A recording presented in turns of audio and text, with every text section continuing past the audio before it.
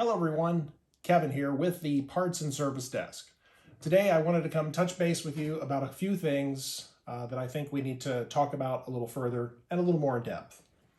And with that, what I'm looking to speak about today is contacting an extended service contract company.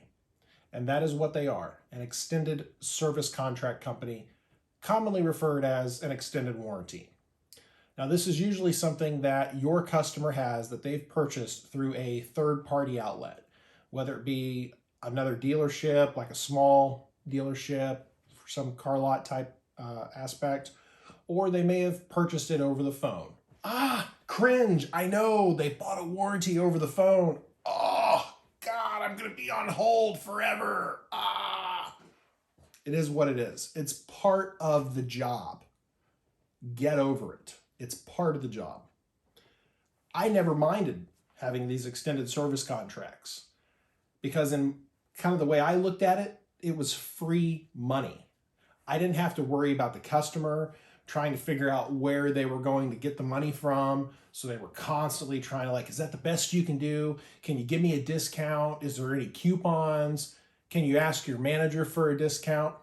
Don't have to worry about any of that. But what you do have to worry about with an extended service contract company, which really isn't even your worry, is knowing what kind of coverage the customer has. So today I'm going to talk about that a little bit.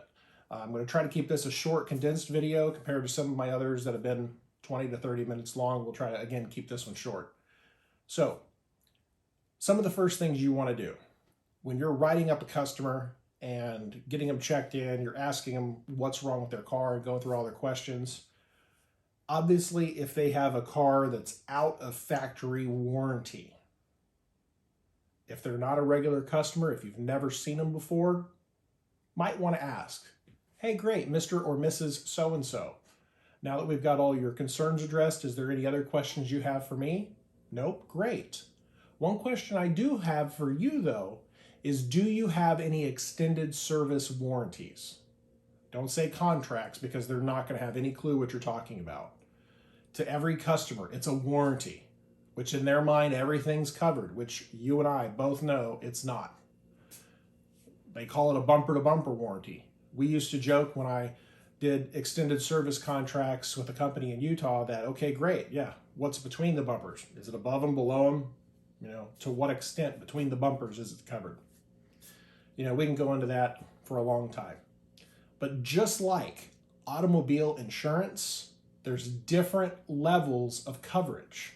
You have basic powertrains, just covers internal engine, internal transmission. Some companies have add-on packages to that. They might call it a gold or a powertrain plus or something, to where they add a little bit of electrical, a little bit of air conditioning, maybe some cooling system or fuel system. But for the most part, it's a powertrain warranty. Then you get into some companies that do mid-levels. They might call it a plus or a platinum that covers a little bit more in depth. They might have diamonds or extreme package or different levels that get you all the way up to where you virtually have almost everything covered. So find out, ask your customer, do you have an extended warranty? If they do, great. Get as much information from it as you can. Ask the customer, okay, cool. Is the contract in your name? They're always going to go, oh yeah, it's my warranty. But maybe you can tell it's not one of your customers that has a lot of money, we'll say. Not trying to be offensive, but we can usually, in a lot of cases, even though they say don't judge a book by its cover, we usually can. And again, there's nothing wrong with that, but the customer may have had a family member purchase the warranty from them or for them. Make sure you find out, is it in your name? Okay, great, cool. But also make sure if it's, say, the wife that's bringing the car in, that maybe her husband didn't purchase the warranty. The reason why I'm mentioning this is because I cannot tell you time and time again from having worked in the service contract industry, how many times when you call in and you say, okay, What's the name of the person that's on the contract and what type of vehicle did they bring in? We are on a recorded call confirming that we have the correct customer and the correct car. And if it's in the husband's name, well, that's not the correct customer, might be the correct car. And now what happens? Oh, gosh, I got a call. Hold on. Do you care if I hold? Oh, I probably got to call you back, don't I? Oh, geez, click, and you hang up. And you got to start the whole process over again. Get as much information as you can. It will make your life easier. Please believe me, it will. It truly will. And these half-hour, 45-minute phone calls, once you finally get off a hold, will be a 10-minute phone call, a 15-minute phone call, might be a 5-minute phone call because they might not have any coverage. But the more information you have, the easier your phone call is going to go when you call in. So after you've got the customer's basics, you've got their concerns, you've got the information for the extended warranty, get the car diagnosed. Once you have that information and you're ready to call in, kind of make yourself a little checklist. Say, okay, do I have all the information I need? Well, what do you need? Let's make this easy for the sake of conversation. The customer has one concern. And let's say maybe that concern is a fuel pump, okay? You're going to be asked, what did the customer bring their car in for? What was their complaint? Oh, it needs a fuel pump. Wrong answer. Oh, Mr. and Mrs. So-and-so said that their car was running a little rough, kind of sputtering, and it's died on them a few times. Okay, great. That's your concern. The next thing that you're going to get asked is, what did you do in the way of diagnosis? Okay, that doesn't mean it needs a fuel pump. No, that means what did your technician do to determine it needed a fuel pump? Did he scan the computer and check for codes? Oh, he did? Great. What is the code? Have that information ready. Oh, it was XYZ code. Perfect. Okay, great. What else did your technician do? Was there anything else he did in the way of diagnosis? I don't know. Don't say you don't know. If you don't know, you're not prepared and you're not ready for the phone call. So if you get mad, you should only be mad at yourself. Have the information they need. So your call will go smoother and it will go quicker. Okay, yes, after we check the codes, my technician also checked the fuel pressure. As they checked the fuel pressure, we found that the spec for the fuel pressure rating was at 55 PSI. Unfortunately, this vehicle is only putting out 11 at idle and putting out 2 under load. And as it's under load, the vehicle we have confirmed will stall. The operator or adjuster on the other end of the phone is going to be taking all that information down.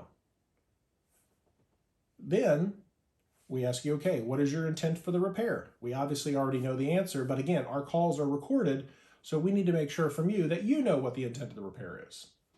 Okay, great. You're going to replace the fuel pump. Awesome. Now, a lot of times you're going to have even though you've been on hold, and a lot of these warranty companies have gotten better, they might have you on hold for 5 or 10 minutes until you get to the call. Sometimes I know people say they've been on hold for hours. Well, you don't see that a lot anymore, but it still does happen. But once you get a majority of that information, depending on who you call, you may be asked to hold for a few minutes while they check coverage under the contract.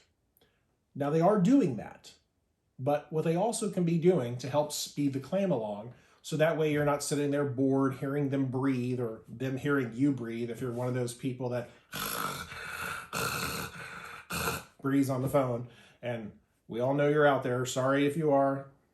One of my teammates that I used to work with was like that when I was an advisor. Drove me nuts, but what can you do?